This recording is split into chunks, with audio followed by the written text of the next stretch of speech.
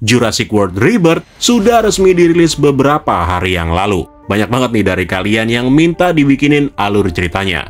Tapi maaf banget cuy, kita belum bisa bikinin. Karena masih baru dan mungkin banyak dari kalian yang pengen menikmati filmnya di bioskop. Makanya di video spoiler kali ini, gue akan menceritakan keluh kesah ketika menonton film itu dan juga beberapa hal yang bikin filmnya menjadi mengecewakan, serta tambahan kemungkinan plot cerita yang bakal terjadi di film Jurassic World selanjutnya.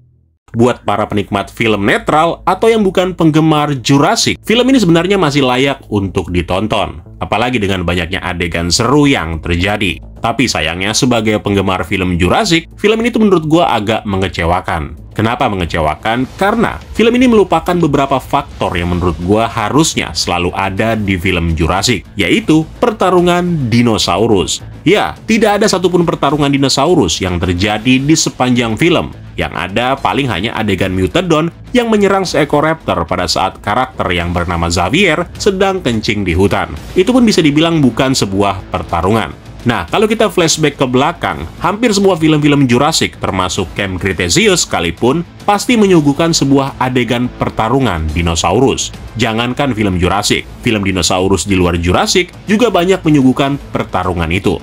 Kenapa hal ini begitu penting? Karena selain kita bisa menyaksikan adegan puncak dari para dinosaurus, kita juga bisa melihat sisi kebrutalan dari yang namanya predator melawan predator atau predator melawan hewan herbivora. Kalau hanya dinosaurus melawan manusia, ini tuh kayak film survival biasa aja.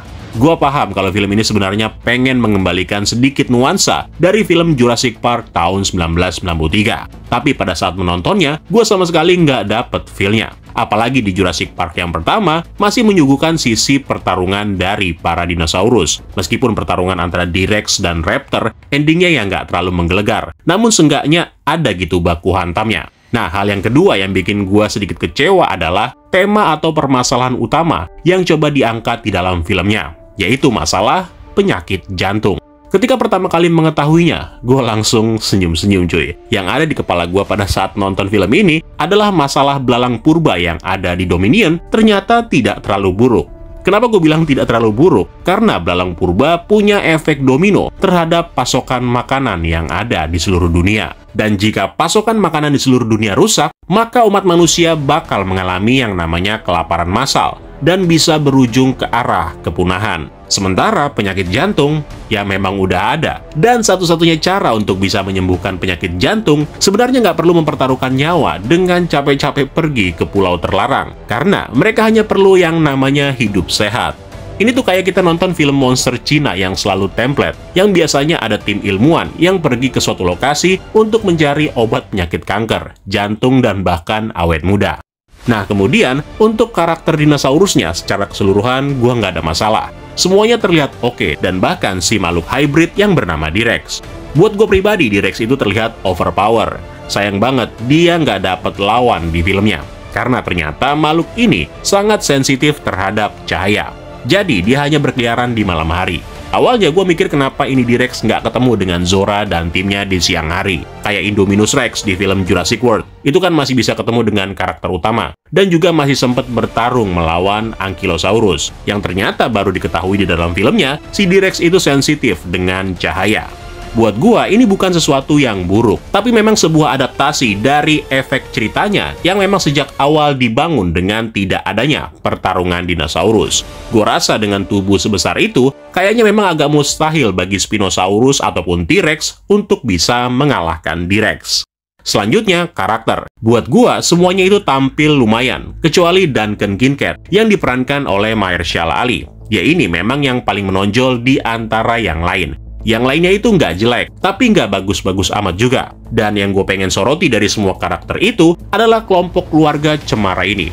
Dari awal gue nonton, gue sempat excited dengan mereka. Karena di adegan-adegan awal, ketika mereka lagi berlayar, kemudian diserang Mosasaurus, sampai bertemu dengan Zora dan timnya, itu masih oke dan mendebarkan. Tapi pas mereka sudah terpisah, kok gua ngerasa kayaknya ini keluarga sangat dipenuhi dengan yang namanya keberuntungan. Karena nggak ada korban di pihak mereka. Sementara di lain sisi, Zora dan timnya itu udah ada beberapa korban yang jatuh. Dari scene yang ada di sungai, gue mengira kalau ada yang tewas di antara mereka. Tapi nyatanya nggak sama sekali. Keluarga ini bisa selamat dengan cara yang bisa dibilang sangat beruntung. Dan bahkan mereka bisa kembali melanjutkan perjalanan dengan menggunakan perahu karet yang sama yang muncul dari bawah sungai. Kalau kita kembali ke film Jurassic Park yang pertama, ataupun film Jurassic World, ada juga adegan bocah yang sedang dalam bahaya. Mereka memang selamat, tapi kendaraan yang dipakai sebelumnya itu semua hancur lebur. Jeep yang dipakai oleh kedua bocah yang ada di Jurassic Park hancur, di mana mereka kemudian bisa melanjutkan perjalanan dengan berjalan kaki. Di Jurassic World juga sama, Gyrosphere yang dikendarai oleh kakak beradik hancur ketika diserang oleh Indominus, di mana mereka kemudian bisa melanjutkan perjalanan dengan menggunakan sebuah Jeep yang ditemukan di Taman Jurassic yang pertama. Tapi kalau di film ini, itu bener-bener luar biasa. Nah, dari beberapa kekurangan tadi, gue juga memiliki ekspektasi yang positif jika harus mengira-ngira nih, dari sudut pandang Gareth Edwards selaku sang sutradara. Para penonton termasuk gua mungkin mengira kalau film Jurassic World ini bakalan tampil dark dan banyak menyuguhkan unsur sadisnya.